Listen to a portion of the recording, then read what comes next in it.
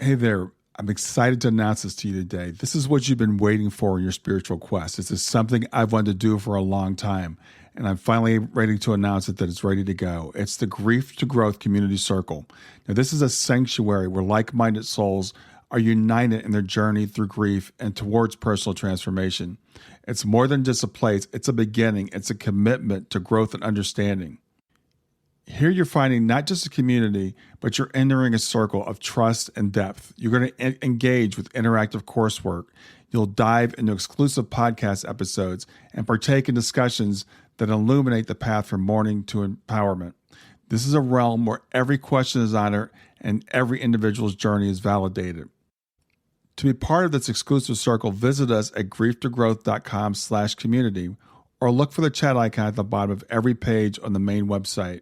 Remember that entry is a privilege because I want to ensure that every member is as dedicated and genuine as you are. You must apply to join, but the journey within is worth every step. So go ahead and join us today. Check it out, grieftogrowth.com/community, and I look forward to seeing you there. Hi there. Before we start, Brian would like to share a couple of things with you. First, did you know that Brian is a life coach, a grief guide, and a mental fitness trainer? Brian would love to help you with whatever life issues are challenging you. Brian has years of experience as well as training. You can contact Brian at www.grieftogrowth.com to learn more. Brian is the author of the best-selling book, Grief to Growth, Planted, Not Buried, which you can get on Amazon or Brian's website. This is a great book if you're in grief or to give to someone you know who is dealing with grief. Lastly, Brian creates free and paid resources for your growth. Go to www.grieftogrowth.com/gifts, www.grief2growth.com to sign up for his newsletter. Choose a gift just for signing up and keep up with what Brian is offering. And now, here's today's episode. Please enjoy. Hey, I wanted to give you a little bit of a warning before we start the episode. First, we deal with a subject that's sensitive, and that's sexual abuse, especially in children. So if that is an issue for you, you might want to skip this one. But I will say it's an extremely uplifting episode. Secondly, I want to say that Geoff Thompson is a very sensitive, brilliant man, and he moves effortlessly from subject to subject. So you might have a little bit of trouble understanding some of the things he's speaking about. But I encourage you to stick with it. I find myself, when I stretch myself, like talking to people like Geoff, it really helps me to grow. And I learned so much from talking to him. So I encourage you to stick with it. It is a great episode. And without further ado, we're going to get right into it. So your intro was the most welcome I've ever read. Oh, thank you. It was really gentle and it was just lovely. It said, if you feel like rambling, please ramble. It was, I've never read an introduction that was so comforting and welcoming. So I just wanted to mention that at the beginning. It was really lovely. Yeah. It's quite tragic. It's difficult, isn't it? I would say there's treasure in the ruins. You know, there's something to learn from that. There's something to get from that. My life is massively enhanced because of all the things I went through. Everybody, this is Brian. I'm back with another episode of Grief to Growth. And today I've got with me a man, his name is Geoff Thompson. Geoff has a fascinating tale, like a lot of us do, of a life that's been difficult, but he's found a way to overcome. He was sexually abused at the tender age of 11 by a trusted and beloved teacher. By the time he was 30, he was unconsciously displacing his rage into violence, into sexual self-harm, and long bouts of debilitating depression. After failing to find a solution to his mania in all the conventional places, he set off on a quest to find the answers for himself, about abuse, about the aftermath of abuse, about the true meaning of forgiveness and its metaphysical power, and how it's possible to heal no matter how deep or how old the wound. He assures us that there is treasure in the ruins, and there can be profit in sorrow and suffering. So as the people that are acquainted with my program know, that's something that we believe here at Grief to Growth. Geoff has gone on to become a BAFTA award-winning screenwriter. He's also one of the world's highest-ranked 8th Dan black belt in martial arts. Black Belt Magazine USA named him the most influential martial artist in the world since Bruce Lee. He's authored close to 50 books. He's appeared on the Sunday Times bestseller list several times. As I said, he's won a BAFTA award. He's a fascinating and phenomenal man. So I want to thank Geoff for being here today. Thank you, Brian. And thanks for inviting me in. I'm very grateful. I'm really, as I said, looking forward to having this conversation. I know that your life started out with some difficulties. So tell me about your background. Yeah, I was one of these kids that was going to trip the light fantastic. I just had this aspiration. I just felt that anything was possible. And my path was interrupted at the age of 11. I was groomed and sexually assaulted by a beloved teacher, as you said. I was the star pupil in the class. And, I was going to say I trusted him, but that didn't really even come into it. I just idolized this guy. And one night we were all called back. We were all we all kind of camped over at the boys' club to fix mats. And, it was going to be exciting. We could sleep on the trampolines. And there's all this great stuff going to go on. We're going to have a whole day of this. And as it turned out, when I got there was none of the other kids there. There was lots of other people around, but none of the other kids were there. I ended up staying overnight. And during that night, I woke up in the middle of the night with hands on me and being physically, sexually abused. And it was terrifying because I was turned away from this person. So I didn't, it was just like a hand, like a disembodied hand. And I was literally terrified. I was so terrified. I can't hardly remember much of it because I know there was some sort of abandonment. There was something in me abandoned myself and left. But when I woke up the next morning, I woke up, interestingly, I was able to pull this guy's hand off me and it kept coming back, and pull it off me and it kept coming back. And from that moment onwards, it felt like I was trying to run away from that hand, that disembodied hand, that disembodied evil, that disembodied demon, divided person for the rest of my life. So anything I didn't understand, anything I couldn't control, put me into a state of fear. The next day I was bereft, but the next morning I actually woke up. And when I woke up, this man's lips were touching mine. That's how I woke up. I woke up with his face in mine, and I knew he was pretending to be asleep. I said to him, once I was up and about, I said, he knew I wasn't right. And he said, he asked me, was I okay? And I told him that somebody had abused me in the night. And he laughed and said, oh, it's probably a dream. Like I'd fantasized it. Like that was something I would fantasize at the age of 11. I was a boy. I'd hardly kissed a girl. I didn't know anything about that kind of thing. And when I broke down, I was literally sobbing. He became very afraid. And then said to me, oh, you perhaps shouldn't tell your parents, you're not the like, and, I don't know what's happened, but, we shouldn't tell them. But there was no way I was going to tell them anyway. I was terrified of anything, this whole thing about if there's no smoke without fire. So part of the grooming process is, knowing the gaslighting is that you believe it's your fault and you don't tell anybody because they'll think it's your fault. And I'll tell you the thing that got me most, Brian, the thing that destroyed me most, the thing that ruined me, to paraphrase the Old Testament, the thing that ruined me was the dissonance, the confusion, this cognitive dissonance, this sense of, I don't understand what's happened. I don't know why it's happened. I don't know how it could have happened because this guy is my idol. But I realized many years later that for him, because he was a disturbed mind, for him, he thought he was just initiating a relationship. He thought I was special and he was special and people wouldn't understand. That was his lie. That was his own demon. Stay with us. We'll be right back. Hey there, something I want to tell you about today. My podcast platform, Buzzsprout, has recently made it easier for me to allow you to support me financially. Go to www.grieftogrowth.com/subscribe. That's grief2growth.com/subscribe. And once you're there, you can sign up to support me financially. Now, you can do it for as little as $3 a month or, of course, as much as you'd like. If you do that, you'll get access to bonus episodes, and you'll see those in the regular feed. They'll have a lock on them. But when you become a subscriber, you'll actually get access to your own private feed, and you'll be able to listen to the regular podcast along with the bonus podcast for the subscribers. I want to thank you for listening. I want to thank you for sharing the podcast. And I want to thank those of you who support me financially. Have a great day, and on to the episode.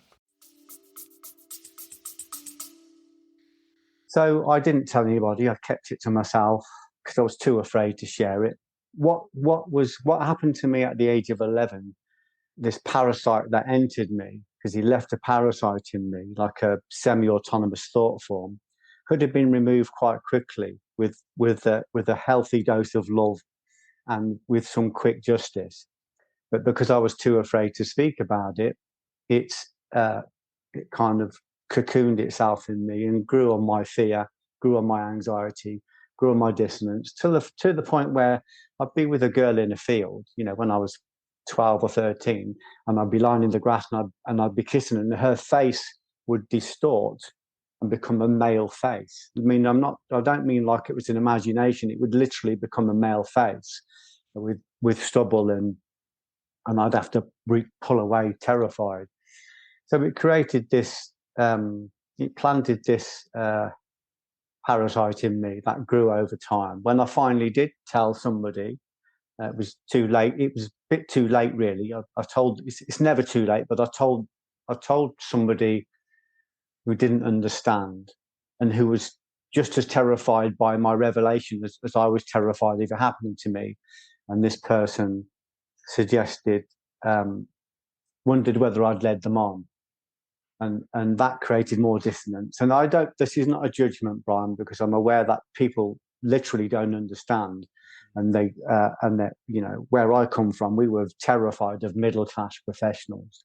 So you didn't challenge middle-class professionals. You're terrified of shame.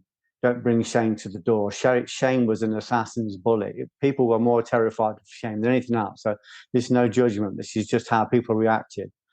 When I spoke about it, it was like I dropped a bomb in somebody's Sunday kitchen, and people running around trying to pick up the pieces. So that made me feel even worse because I thought it must be my fault, because it was suggested. But of course, it created more confusion because I was thinking, I wrote a play about it called Fragile, and the character in it, it's a fictionalized play, but it's based on what happened. And the character is saying, "What do you mean, did I lead him on? I was 11. I was 11. I was 11. I was 11. I was 11 years old. What do you mean, did I lead him on?" I don't understand. That was what the character was saying. He's stuck in this loop of confusion. So it led me into that. This was a martial arts teacher. So I became very, very afraid of teachers, very afraid of middle-class people. That's what this person represented. He represented knowledge. He represented elevated knowledge, which to me was the middle classes. So I became very afraid of any situation I couldn't control. So unconsciously, very unconsciously, I was a pretty boy. I looked like a girl. I was mistaken often for a girl. So I covered myself in war paint. I got rid of all my prettiness on my cauliflower ears, broken nose, bulbous hands. I developed the ability to kill in 30 languages. And I built an armory around myself. I've got tattoos all over my body like some kind of war paint. And this huge back and this ability, and it basically built a carapace, like a fort around myself to stop people from getting. I didn't realize this until I spoke to God through the pen. It's a lovely line in first lines that were revealed to Muhammad on the mountain was read. And he said, "I can't read." He says, "God will teach you through the pen." Everything was written down. So God speaks to me through the pen. So when I started to write about my dissonance, my confusion, which obviously just kept feeding this parasite, I was able to release it. I was able to learn through the writing. I was able to speak to my highest soul through the nib of a pen. Very powerful. I ended up writing, I've written 50 books. I've written 15 films. I've written stage plays. I've written musicals. God speaks to me through the pen, and he's healed me through the pen because he said to me, yeah, lay all your dissonance and your confusion, your blame, lay it out to me. I want to hear it. I know you blame your mom. I know you blame your dad. And I know you blame the teacher. And I know you blame the policeman that didn't really do anything about it when I spoke to him many years later. I know you blame society. I know you blame me. I know you blame God. You think I abandoned you, he said. And I said, yeah, I do think you abandoned me. He said, I didn't abandon you. But did you abandon you? And I thought, oh, crikey, yeah, I did. I did abandon myself. And I've been abandoning myself ever since. I was like a lost glove on a gatepost. So he said, put all your complaints down, write them down and let me answer them. And he was answering them as I was writing them. And I realized how protected I'd been. I realized that this incident when I was 11 led me on a deep, deep path of learning. My life has been so rich and so fortunate and so blessed because I was in so much pain. I was suffering with depression. I was frightened, like Mesna climbing the Nanga Parbat. I was frightened to go up. I was frightened to go down. I was frightened to stay where I was. At some points, I was frightened to live. And that fear I realized later was the only legitimate fear. And that's the fear of God, or the fear of being separated from our source. So this fear led me into a search for meaning, to paraphrase Viktor Frankl. I started to look for understanding. I couldn't get it through the doctor because the doctor wanted to give me an answer in a brown bottle with pills. That wasn't my answer. I'd be lying in bed as a young married man with my wife next to me. It's 4 a.m. I'm cold with sweat, and it's going to be a long day. I'm terrified because I don't know. There's no one giving me answers. The doctor can't give me the answers. My wife is afraid of me because I'm following around the house like a lost puppy because I'm so afraid. I can't protect my children. There's nobody can help me. So it forces me to find the only knowledge that's of any use to me at all, which is from the inside. So I find this place of righteous anger where I just go, I can't live like this. I refuse to live like this. I have a life to fulfill. I can't live like this. And the moment I found this anger to turn into the fear, to turn into the depression, to turn into the confusion, the moment I turned into it and embraced it, so instead of running away from it and seeing it as the harbinger of doom, I turned into it and said, okay, you've been battering me for as long as I can remember. What do you want to say? Come in, have a sit down. I think Viktor Frankl would call it paradoxical intention. I turned into the very things I was afraid of. And it turned out it was a messenger of hope. The moment I turned into it, an idea popped into my consciousness and fell down like a coin falling through water. And it said, draw a pyramid. This was implicit. Draw a pyramid. Write down all your fears on the pyramid and confront your fears one at a time. That was the beginning of my journey. And that led me to this deep study of physical, psychological, physiological, sociological, metaphysical growth. And I found the answers inside, which were often mirrored by the stuff outside. I drew a pyramid and started to confront all of the things I was afraid of. And I realized that I wasn't really confronting and overcoming fears. What I was doing was I was finding little clumps of terror, recognizing that within those clumps of terror was a spark of light, a spark of consciousness, and I was releasing it. And every time I released a fear, every time I overcame a fear, I released that spark of consciousness, and my consciousness expanded. I was able to see a little bit more. I was able to understand a little bit more, had a little bit more courage. The ultimate fear of my pyramid was a fear of violent confrontation. So I became a bouncer in an attempt to overcome that. Which led me down the wrong path for a while. That lovely saying, be careful when you hunt the dragon, that you don't become the dragon, Nietzsche.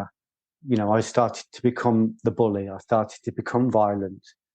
And that was a terrible path, but it was also a good path because what was it? I think Blake said, the road of excess leads to the palace of wisdom. It really did. It led me down a path where I was more estranged from God. And again, that facilitated me to turn in, because again, I found myself in a place where I was completely lost and started to try and find that still center again. So that's been my path, and my communication, my prayer to God or to the universe or to the highest self, to Yah, to Allah, whatever you want to call it, it's there, was through the pen. It's been such a blessing for me. That's why I've written this book, 99 Reasons to Forgive, because I learned about forgiveness as a metaphysical force, and I'd felt its power. I felt its presence in the room, and but I didn't have to articulate it to people. People thought I'd gone socks and sandals. They think I'd become a preacher, like like I'd lost my courage and that I was finding a soft answer for the hard problem of consciousness. I wasn't. I'd found this attribute of God, this metaphysical power. So in my meditation, in my prayer, I said, look, I'm trying to talk to people about forgiveness, and I understand it, but I can't articulate it. Please, would you guide me?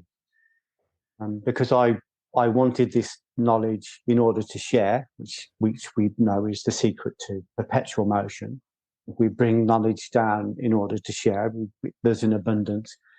So I said I'd like to understand it, and this book just dropped into my consciousness, and it just wrote itself. It's a beautiful book, and I can tell you it's beautiful, and I can tell you it's powerful, and I can tell you it will have healing qualities, because it didn't come from me. It came through me, and I know that because most of the stuff in it I didn't know. And it didn't just come on its own. It came with, study. I had to go and I was led to 110 hours of lecture from a Jewish rabbi about the Tanya, about forgiveness, and nearly all of it was about repentance, the ability to repent or to repair or to return or to find refuge.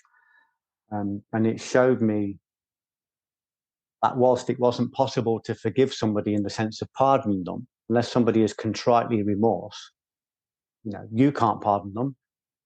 Even the judiciary can't pardon them. They have to find contrite remorse. But we can give them over to, the power of reciprocity. We can't even forgive ourselves. People say the hardest thing is to forgive yourself. Well, I'd say it's impossible to forgive yourself.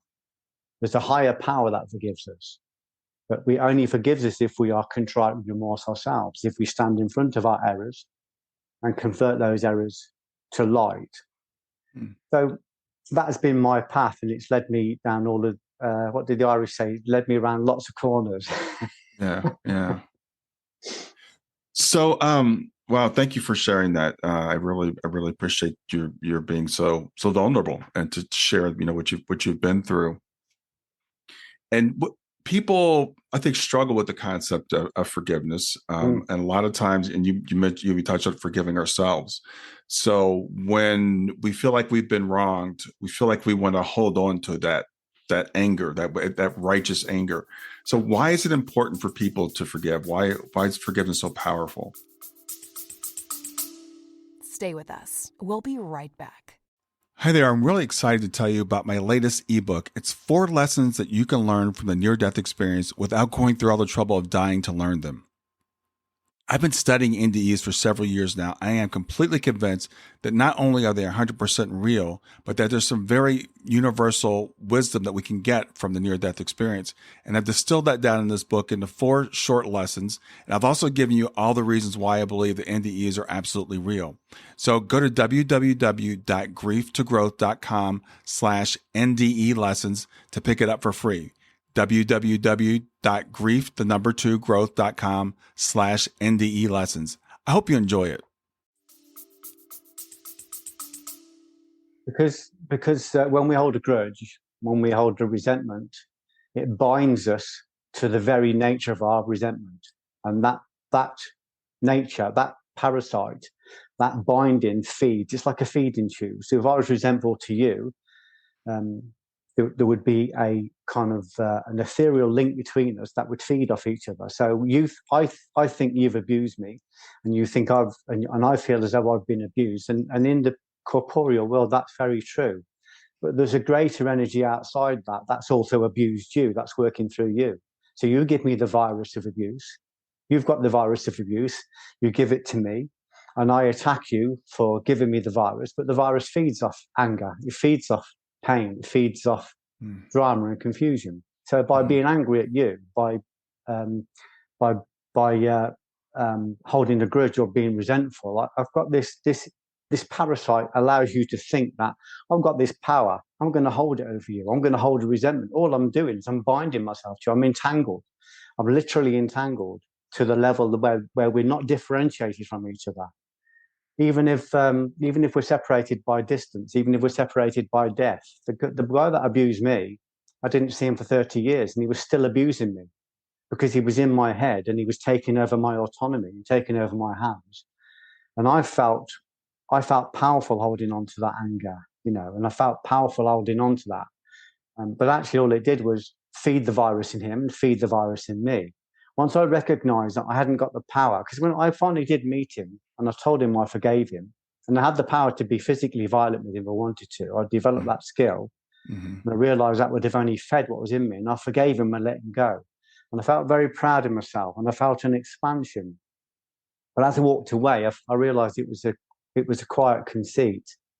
I didn't have the power to pardon him. I only had the power to let him go and give him over. And that's what I did. And I gave him over properly. The moment I gave him over and I was no longer distracted by what this man had done to me, I suddenly realized what I'd done to other people. I suddenly realized how unkind I'd been in my own life in lots of ways, everything from gossip right the way through to physical violence. I'd got a lot of debts to pay myself. And every one of those debts, every one of those angers, every one of those small violences that I committed on other people didn't just have an effect on them, it had an effect on me and had an effect on the whole world. We drop a pebble anywhere in the pool, the ripples are met everywhere. So we're all adding to the world's karmic fatberg every time we are unkind, but we're also chipping away at it every time we are kind. So I realized afterwards that I didn't need to concern myself too much with what other people were doing. I needed to concern myself by the fact that I had been unkind to lots of people, and I started to atone that. So every time I was unkind, it divided me again. So my consciousness was locked in my energy was locked in all of these little murders that I'd committed. Everything from, like I said, everything from gossip to shaming people, or just generally being unkind or being physical, or all the different things we do. So again, I went through this process of looking at everything I'd done by writing about it. That was my confession rewriting. I looked at it. I took full responsibility for it. I didn't blame anybody for it. It happened on my shift. And I recognized that every time I was able to stand in front of the terror of what I'd done to other people, I was able to convert that into light or convert it into consciousness. So my massive exponential expansion has come because I've contracted my karmic debt in order to expand consciousness. And every time I expanded consciousness, I was able to contract my karmic debt. So I'm not really concerned with what this politician's doing, or what that greedy banker's doing, or that, or that fundamental terrorist is doing. I'm not really concerned with that. I'm looking for the corrupt politician in me. I'm looking for the greedy banker in me. I'm looking for the violent fundamentalist in me. And I don't have to go far below the surface to find them. I recognize that the world was a mirror. I was basically trying to fix the world at the level of the screen. I needed to come back to the projector. I needed to change my own concepts, my own precepts, my own cognitions, my own beliefs. And that's hard. That's, in Islam, they call that the greater jihad. Everybody wants to go out and change the world, but nobody wants to change their own waist measurement. Everybody wants to take on the magical, but they can't even manage the mundane. I was one of them people. Then I saw the power in that. I thought, I can really, if I can get my energy back from all of these places where I've lent it out, all of these places that have been mortgaged, in all the unkindnesses and all of the negative beliefs I've got, if I can gather all the energy back, I can use that powerful energy to really examine reality and to see what it is, to see the truth, which is what Christ wanted to talk about, which is what Muhammad wanted to talk about, which is what Arjuna Pandava in the Vedas wanted to talk about. All of those parables and metaphors are just trying to say this is what the world really is. We haven't got time to examine it, and we haven't got the energy, because our energy and our time is lent out to the 10,000 things.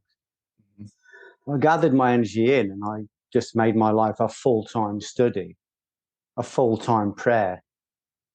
And that was harder than any physical violence I ever faced, because you come in, you know, I guess it's a process of what Jung would call individuation. You know, you're bringing all this stuff from the unconscious, you know, the dragon or the sandworm, and you're accessing your own consciousness, or you're accessing your own attractive forces. You know, the philosopher's egg. We're accessing those tinctures of wisdom and expanding. And that's why I like to talk on podcasts, and why I like to write books, because I don't really know what I know until I talk about it, until I write it down. So there's a lovely, again, the first lines that were ever revealed to Muhammad were to read. And he said, I can't read. He said, write. God speaks to you through the pen. And that's what he's saying. When you know, that lovely saying, everyone that reads the Bible writes the Bible. Everybody that reads the Quran writes the Quran. Everyone that reads the Gita writes the Gita. Everybody that sits and writes is reading. When you write, you read. So when I'm writing, I'm reading stuff I've never heard before. 99 Reasons is an example.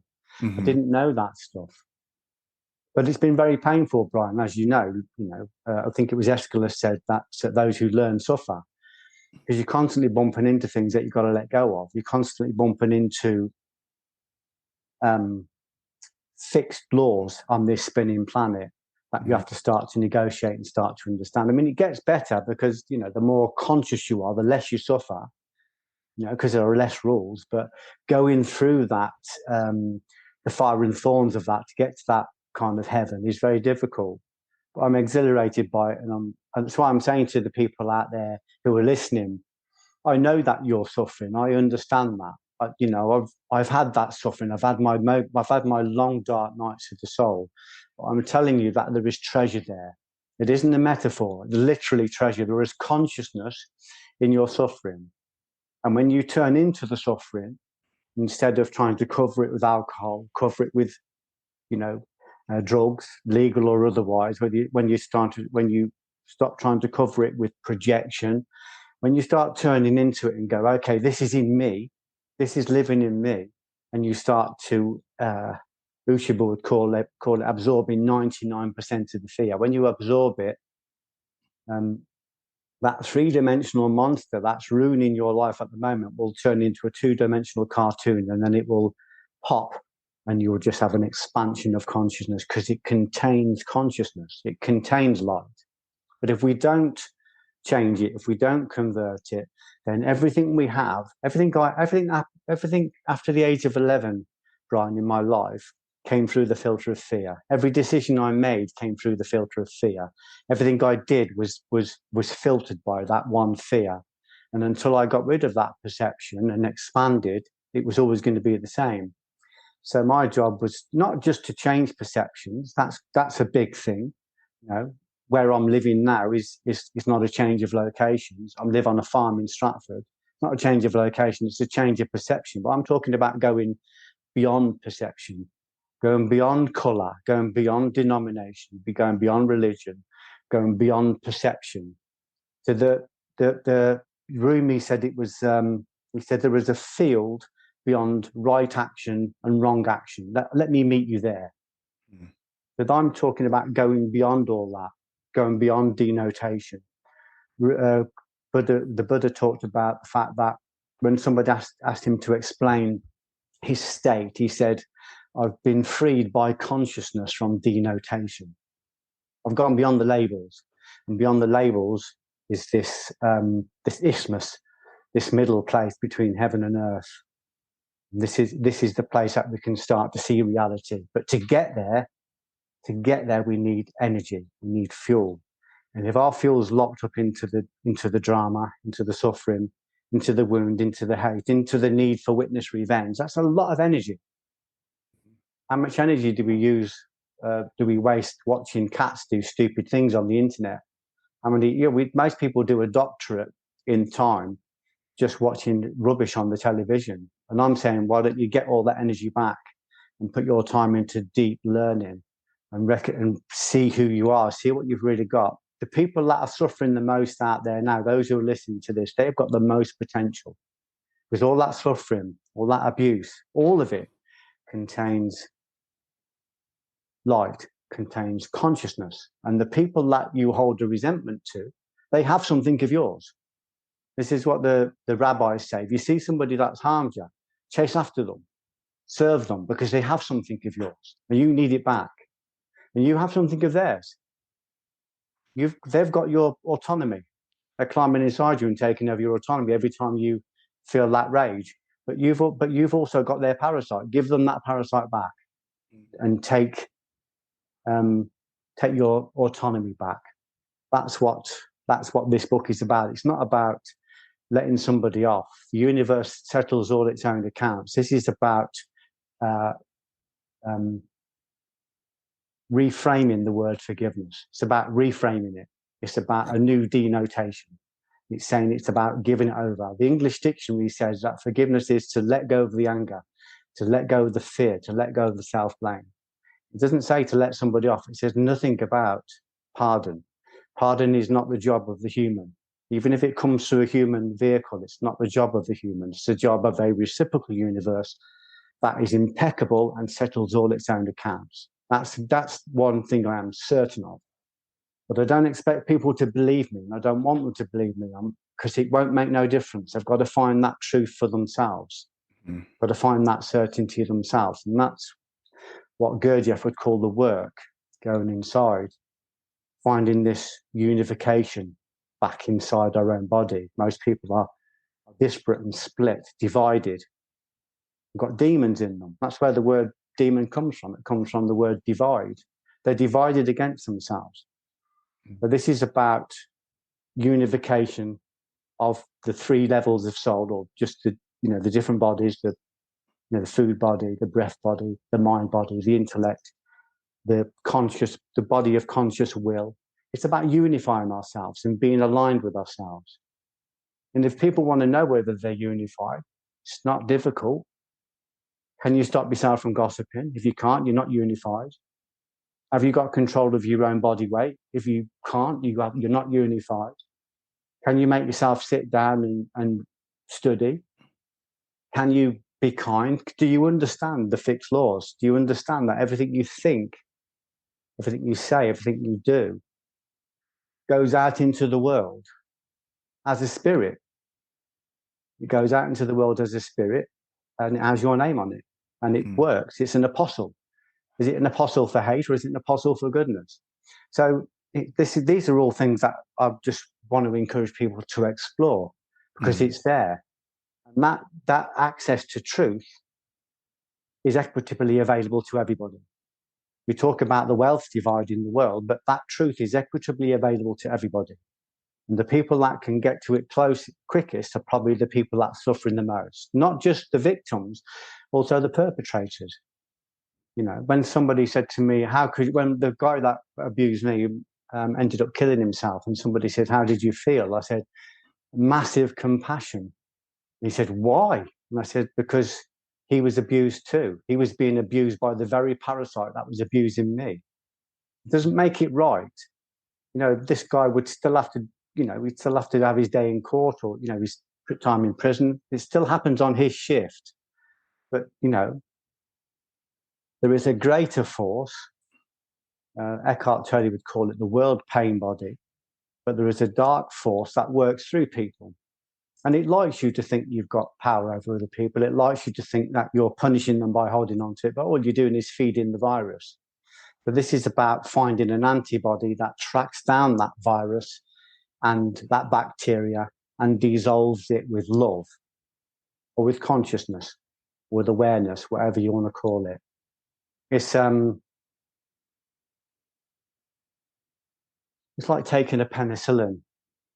They say, you don't need to understand what's in a penicillin. Don't worry, the disease will understand it okay.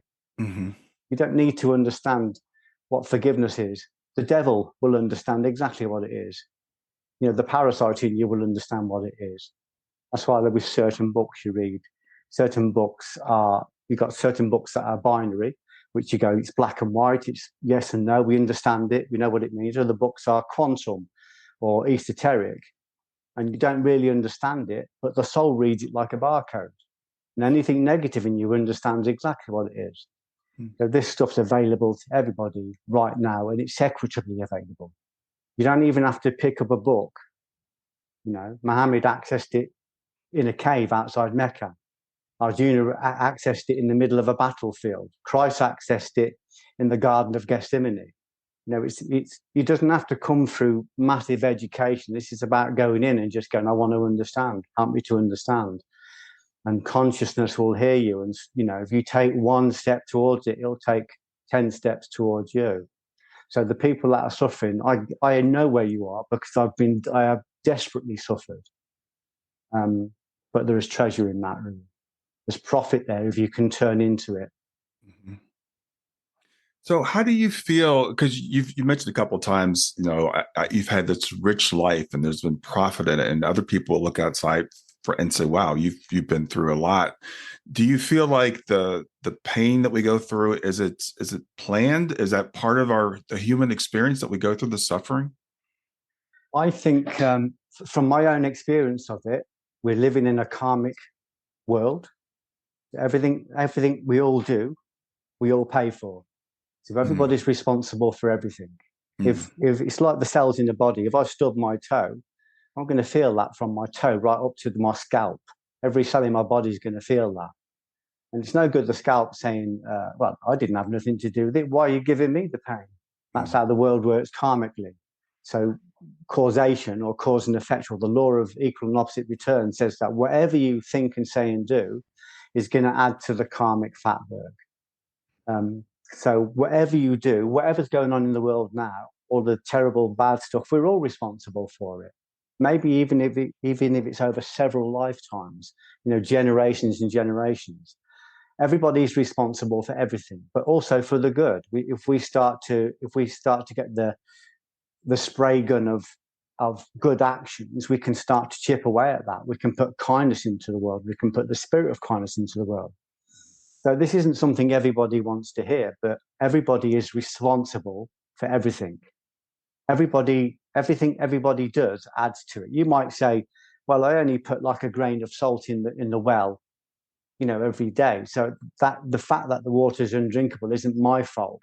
But if everybody puts a grain of salt into the well, eventually it's just going to be undrinkable. So whether it's a venial sin, a small sin, or whether it's a mortal sin, it all adds to the overall karmic debt. And we're all responsible for it. I'm responsible for you. I'm responsible for what happens in your life, even if it feels like it's disparate. Universally, if you look at like Indra's web, or this idea of the connected universe, I recognize from my own life and from my own spiritual visions that everything I do affects everything and everybody. And that frightened me, because I knew that every time I accessed sexual pornography, I was contributing to the abuse. Every time I was violent, I was contributing to the violence in the world. Every time I was unkind, I was contributing to the unkindness. And what starts out as a small kindness here, with the butterfly effect, can be a terrorist attack over there. Maybe not the whole terrorist attack, but it all adds to it. So I can actively stop that just by understanding the law. When you understand the law of causation, you automatically start thinking, not only am I frightened to add to that negativity and become part of that, I'm excited by the fact that I can actually put out goodness into the world, knowing that it will be an apostle for me and for everybody else, and that's going to return to me as well. So if I'm sat in my house, this is the level I work at, and a car runs into the back of my parked car outside, I automatically look to myself for the source of error. Now, I don't go to the insurance company and say, listen, don't worry about it. It wasn't her fault. It's a metaphysical thing. I don't do that, because we're still working in the world and we're still working with, the normal laws. But automatically, I go into myself and think, I know I'm out of balance. I'll access my highest self. I've built a bridge to this. I know where it is. And I'll say, could you please guide me? I know I've fallen out of balance, but not quite sure why. And they'll help me to locate that. And then I'll redress that balance and bring myself back to the center column. So my job is to, I think Gurdjieff called it, keeping the atmosphere within its atmosphere, keeping myself in the center and monitoring what goes out, what I think, what I say, what I do. So everybody's responsible for everything. Again, I wouldn't expect anybody to believe that, but it doesn't take, you don't have to go very deep below the surface to start seeing how obvious that is. But it's quite terrifying for people to look at it, because when they look at it, they realize that it's true, and it can bring a lot of added suffering, because we suddenly go, I didn't know that. But, you know, I mean, honestly, please, just look at how people kill other people on the internet just by trolling them. We know this. We all know this. We know that when somebody trolls, that people kill themselves. So we know that unkindness can kill, and yet people still do it. People still murder their friends outside Costa with a coffee. In Judaism, they go into the minutiae. It's a very didactic book of modality, the Torah. It's the blueprints of the universe. But they go into the minutiae. They say that when you gossip about somebody, you murder them because you're assassinating character. So it's at a spiritual level. When you shame somebody, you're drawing blood, because you're drawing blood from the body, from the vital organs up to the face. They talk about this idea that everything we do has an effect, and when you realize it, you start to walk through your life like you're walking on thin ice. You're very careful because you know what harm you can do. So I don't allow negative thoughts into my mind, and I don't allow myself to say unkind things. I love everything that breathes, Brian. That's my mantra. That's how I live.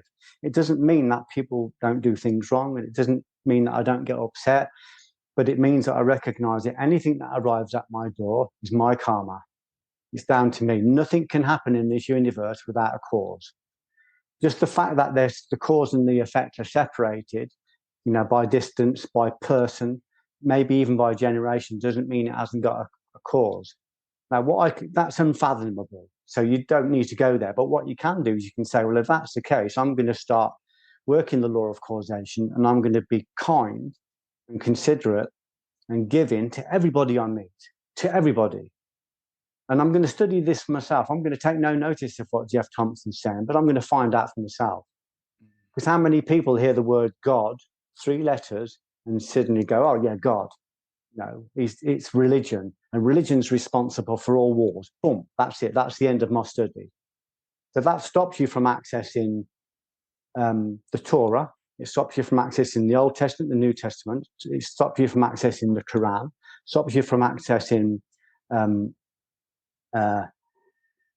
all of the exegesis of those books. It stops you from accessing Kabbalah. It stops you from accessing the Zohar, which is the explanation of the Torah. It stops you from accessing this bank of knowledge. It stops you from accessing the Bhagavad Gita, which stops you from accessing the Mahabharata, which stops you from accessing, you know, the Srimad Bhagavatam. It stops you from accessing the 500,000 verses of the Vedas.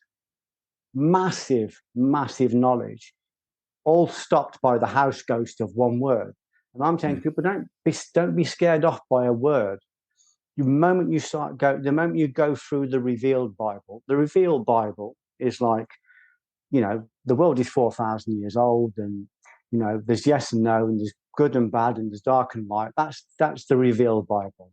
And it's got lots of house ghosts that scare people off unless they're deadly serious. And it should scare them off, because there's a vast energy in there. And if you're not ready for it, it will blow you like a light bulb, like 1,000 volts going through a 100-watt bulb. So when you go into the hidden Bible, it starts to become quantum. It's no longer binary. So it goes in and says, this is Brian, or this is Geoff. This is where he is. This is his position. This is his ability to learn. This is his commitment. This is his dharma. This is his karma. And you go into there, and there will be a message within the quantum Bible that is just for you, that nobody else can access. You might read the Bible, or you might read the Zohar, which is one of the exegesis of the Old Testament. You might read 24 books and pick up 70 pages of notes And they may all seem disparate and they're not connected. But when you reduce them, by going over the notes and making notes of the notes, it will reduce to one concept nucleus just for Brian, just for Geoff. It's so powerful. But you won't access that if you're scared off by the first house ghost that comes along. Believe me, people have been killing each other way before religion, way before religion. So I don't take yes for an answer. I want to know myself. I want to understand myself. So someone says to me, I'm not going to read the Quran because Muhammad was a warmonger. I said, have you read the Quran? No. I said, why don't you read it for yourself? Why don't you read Karen Armstrong's book on Muhammad and see what a beautiful, powerful advocate this man was, what a brave, courageous man he was, and go beyond the binary and go into the quantum. You look at the Quran and there's some of the poetry at the end. It's so beautiful and it's so exacting, and it literally looks you in the face and says, listen, we've given you, for every difficulty, we've given you one easy. Every time you brought us a sin, we've converted it to light. We've girded your back. What have you done with everything we've given you? When you die, there's going to be a room with 2 queues, and the longest queue is going to be for excuse makers. Do not be an excuse maker. I loved it. The universe stopped my life. My wife didn't feel very good. She went to bed for 2 days. I just read full time until I finished the Quran. Everything in my life suspended itself so I could complete it. And that book landed in my house as a gift because I want to learn. I don't want somebody else's version of what the Quran means or what the Torah means. Mm-hmm. I want to understand how Viktor Frankl was able to get through Auschwitz, not even on a page of the Torah, the Old Testament. Right. He had it taken off him. This voice said to him, we don't want you to read the Torah anymore. We want you to be the Torah. The metaphysical power that he experienced through living the Torah, through living the Word, or through living the Logos, living the purpose, is awesome. He wrote a book called Man's Search for Meaning, which is all about this. And he developed a system called logotherapy, which is the concept of finding purpose. That's the whole idea of my book. My book is just a piece of the jigsaw. There's lots of good books out there, but it's a piece of the jigsaw that's missing. Because everybody wants to talk about forgiveness, and the whole discussion, even from the intellectuals, is always about, is it okay to forgive somebody? And it's always presuming that forgiveness means to pardon. It doesn't mean to pardon. But this is saying, let's give it a new denotation. It doesn't mean pardon. It means give it over. Why? Well, there's 10 chapters in here that are going to explain why you should give it over. Get your life back. Get your energy back. You're going to need that energy to break through the stratosphere of perception into the deep, as they call it in, what was the thing I was doing? Yeah, June, the book June, when he talks about going into the deep, going into nothingness, going into the dark matter. We need to get to that place. We need to break through perception. To break through perception, we need energy. To get energy, we need to collect all the energy back in from all the places it's mortgaged out and stolen, and from all the little vampires that are stealing our energy. We can do that. We can start that today. Yeah. Well, it's clear that you have brought your own energy back. I mean, and then you have become so productive in terms of the books and the plays and everything that you've written and what you're putting out into the world. So you're a great example of how you can take that energy that person had taken from you and that bond that they create with you. And when you let that go, it just frees you up to be who you are. That's exactly what it is. Yeah. But they steal part of your autonomy. They actually, the parasite lands on the causal body. Causal body is called in Christianity, they call it the body of conscious will. So that's where we actually create causation in the world. So when we think and say and do things, we create causation. So there'll be a cause and there'll be an effect. What this parasite does, it sits on the causal body and it affects what we think and say and do because everything's filtered through it. It's like the film in our projector. So it takes over our causation. We think it's us doing it because when this parasite rises, when the pain body rises, you think it's you thinking and it thinks it's you. That's the problem with it. So we don't know it's not us. But we do find ourselves saying, well, I know I was unkind. I don't know what came over me. I wasn't myself. I was out of character. That's not like me. It was just a moment of madness. It wasn't. It was a moment of possession. If we engage in negative thought, the Old Testament says that if you engage in negative thought, the devil is present. Absolutely. It's a semi-autonomous thought form, and it is present. And if you act on that, if you imagine it provokes, then you couple with it, right? And then you give it a scent, and then there's passion, and then there's action. Suddenly, this semi-autonomous thought form has incarnated you, and for a short time or for a long time, become you, acted in the world, and left you to pick up the shitstorm that's left. So that's like the disreputable Dr. Mr. Hyde, the reputable Mr. Hyde picking up the bill for the disreputable Dr. Jekyll. Mm-hmm. So we've constantly got that going on in us all the time because we don't recognize that these thoughts aren't our thoughts, that these actions aren't our actions, but they do happen in our shift. So it's starting to recognize that every time we engage a thought that's not kind, it incarnates us and acts through us. And then we have to pick up the bill. It basically feeds off that negative energy. So the parasite feeds off drama. It's like Eckhart Tolle talks about the pain body feeds off pain. Mm-hmm. You know, just like a virus in the field will feed off your blood. It's not personal, even though it feels very personal. It's a parasitical thought form that climbs inside people. So you might be unkind to me, and I might blame you, and then we get into an argument about it. And that pain, that thought form is being fed back and forth between me and you, but although it's in both of us, it's not from both of us. It's from somewhere else. So I don't attack you because you've given me a virus. I get rid of the virus from my body, and then I create an immunity around me to stop it from coming in again. Mm-hmm. It's no good me punching you because I got the virus from you. You've just got the virus from somewhere else. So I can stop it by getting the virus out of me with the antibody of a higher level of energy. Mm-hmm. And that would be consciousness or compassion or love. And that's something we have to find. That's something we have to work for. So we have to recognize that, you know, that unkindness, that violence isn't part of our nature. It's just working through our nature. And it's working through our nature because we're ignorant of it. Nobody really wants to talk about it because if you start talking about that kind of thing, people think you've become conspiratorial, and that's what these viruses love. You know, they only work because they're covert. The moment we're aware of them, they can't work anymore. They work through provocation, through coupling. Till we go, oh yeah, you know, he did say that about me, and then suddenly you're thinking about it. I can't believe he was so unkind to me, and then suddenly you're thinking about it. Then you're talking about it, and then you're acting on it, and suddenly you're fed it.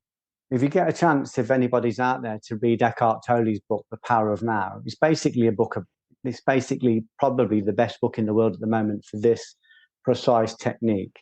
It's about recognizing negative thought forms, and he's got a technique about overcoming them. But his book is basically a book on exorcism. He's exorcising negative thought forms. Again, it's a difficult subject to talk about because it's sensitive and most people are asleep to it. But because they're asleep to it, it just uses us like a pantry, like a free buffet. It uses us like a plaything, like marionettes for it. I've had it, I felt it, I lived it, and I was able to see it and remove it. Not just remove it. That's not the most important thing for me. The important thing for me is to recognize it contains light, and I want to convert that light. So if there's all of this anger and this suffering or this depression or this fear, if that's in me, I am full of potential light, full of it. I just need to find a way to convert it. A good way to start will be to get Eckhart's book because it goes straight to it. Straight to it. So, you know, as we're having this conversation, I can hear people thinking, okay, well, are these literal viruses or Or is this imagery, metaphorical? How would you explain that? It's real. Yeah, it's real. You'll hear it whispering. Again, if you go into the esoteric books, it explains it. If you go into the field at the back of your house, and a tick gets on your leg, it could give you Lyme disease. That's real, isn't it? Yes, And absolutely. we don't doubt that it's real because we've got the evidence of it. But these other parasites are very real. Yeah, they're absolutely real. They present like they're an enemy, but they're not really an enemy. We're in this world of causation, and there are natural energies that we can work with. I go into the gym, the weights and the gravity aren't my enemy. The weights and the gravity are there to help me build a physique. So these negative energies are important. In Islam, they call them God's master swordsmen, come to show us how to perfect our art. So it's understanding them. It's understanding what they are and understanding that you can hear them and you can obviously see them through people. But the moment we hear them or see them, we deny it because people worry about going mad if they start thinking about that kind of thing. So I would say, whether you think it's real or whether you think it's just a thought form, it doesn't really matter. It still takes over the autonomy.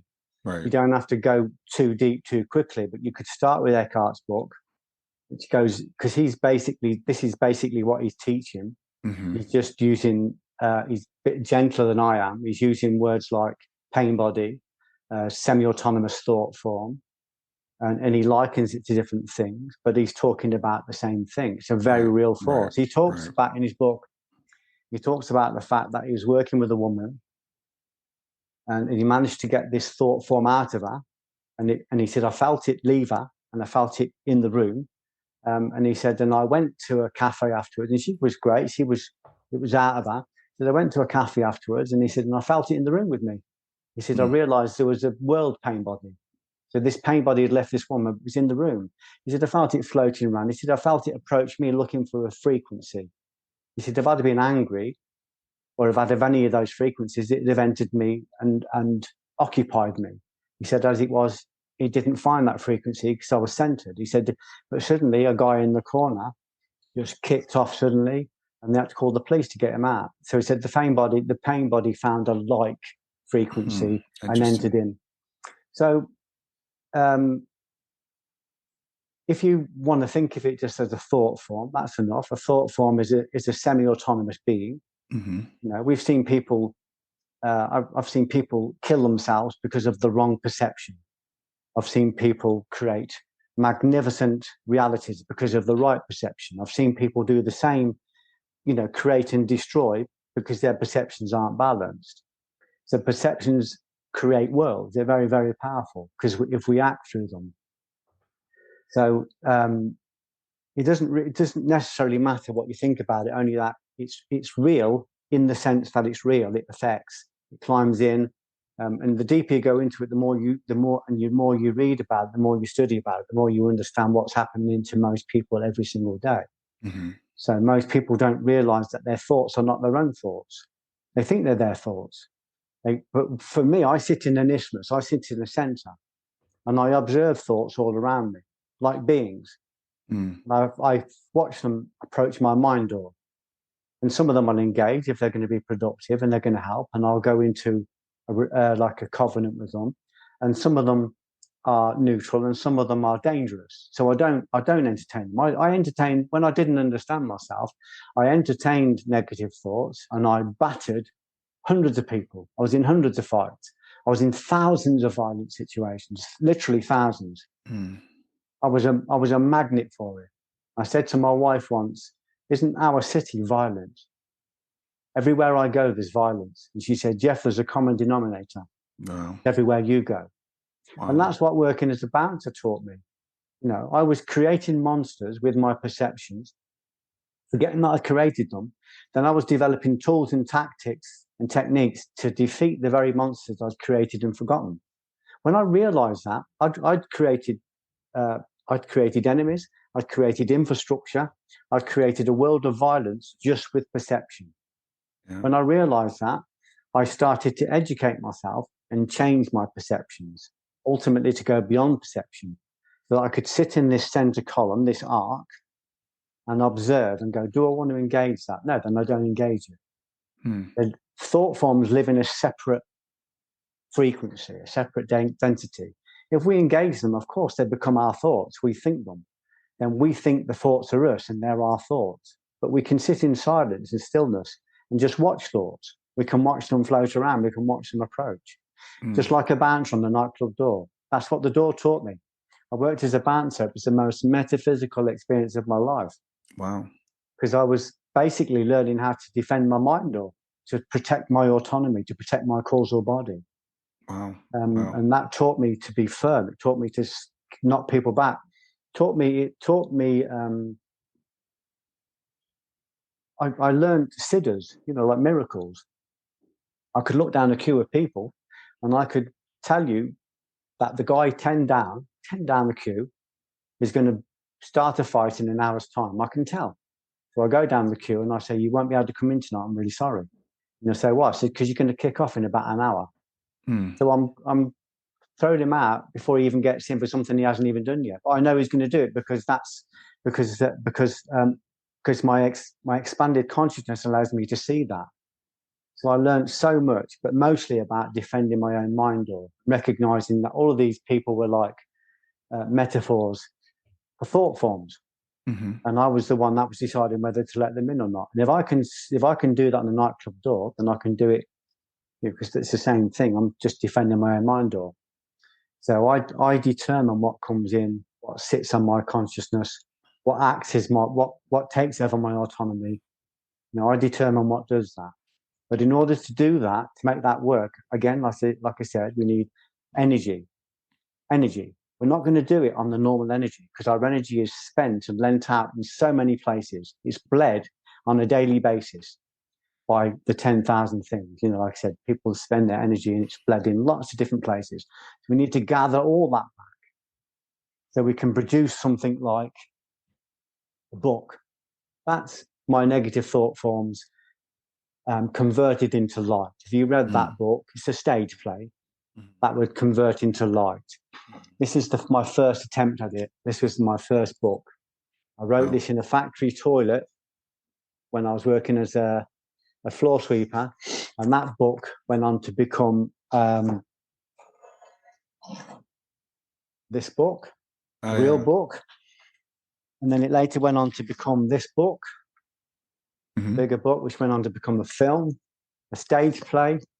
It's come on to be 15 films. The last film I did, based on one story in this, was had the lead actor was Orlando Bloom. It was the most critically acclaimed film he's ever done. That all came from a factory toilet, because I gathered my energy back from my fears and started to confront them. When later, one of my films won a BAFTA. So that's like a British Oscar.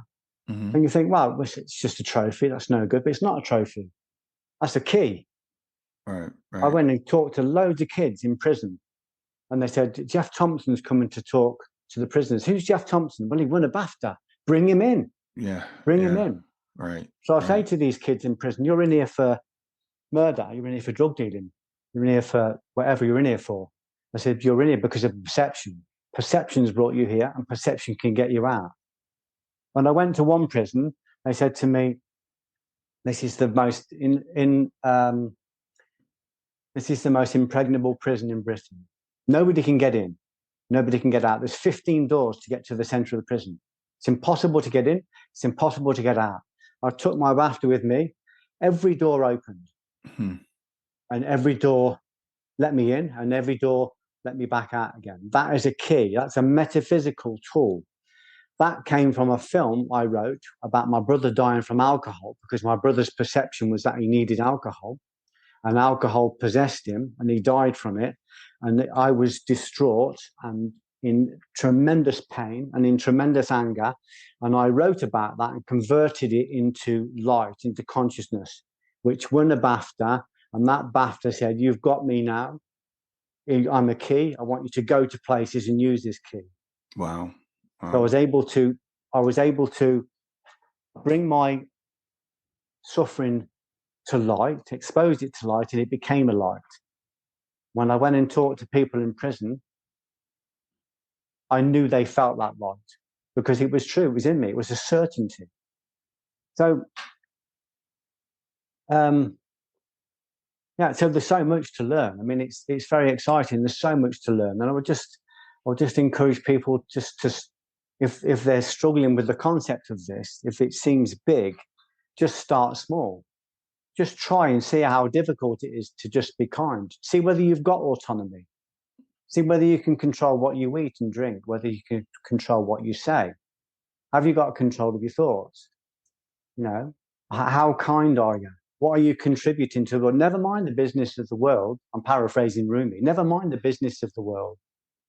The business of the world is no business of yours. What are you contributing? Mm. When I complain and shake my fist at the television because of another corrupt politician, I'm just adding to the negative fabric, because anger feeds off anger. Pain feeds off pain. Drama feeds off drama. So I want to bring a bit of love to it. I want to love everything that breathes. That is easy to say, very difficult to do, but that's the work. Mm-hmm. And that, for me, that's worth getting out of bed in the morning for. Yeah, absolutely. Well, Geoff, we're coming to the end of our time. I really appreciate the conversation. I appreciate your wisdom that you're sharing. I think the way that you've taught us to think about forgiveness is going to make it easier, maybe for some people to be able to do, because we do find it difficult sometimes. Yeah. We feel like we and I love what you said about, holding on to that anger and thinking it's serving us and thinking it's us, and being able to just separate a little bit from that, I think will help some people. It wants you to think you're powerful. It wants you to think you've got control. Mm-hmm. And it wants you to think you hold their destiny in your hands. You don't. It wants you to feel that, because it feeds off that. Right. It wants to constantly be covert. The moment you expose it to light, it becomes a light. So this is just about getting a bit of an expanded consciousness. So if you don't want to feed the person that's abused you, let them go. Give them over. Absolutely. So Geoff, where can people reach you? I'm not really anywhere. I'm not on the internet. I post on an Instagram page, but I'm not on there. I post loads of stuff on there. So there's loads of free material on there, and it's just Geoff_Thompson_official. Geoff Thompson official. Okay. There's loads of stuff online. I've got a TED talk online about fear and forgiveness. So there's lots of stuff they can access. Awesome. And they can buy the book off Amazon, or they can get it free from the library. So that's available. But yeah, if they want to look at some of the free material, it's all on my site, on my Instagram page. Okay. I'll put that in the show notes also. And the book, again, is 99 Reasons to Forgive, and Revenge Ain't One of them. Geoff, again, thank you so much for being here today. Thanks, Brian. I'm excited to announce I have a great new resource. It's called GEMS, 4 Steps to Move from Grief to Joy. And what it is, it's 4 things that I've found that I do on a daily basis to help me to navigate my grief. And I'm offering it to you free of charge. It's a free download.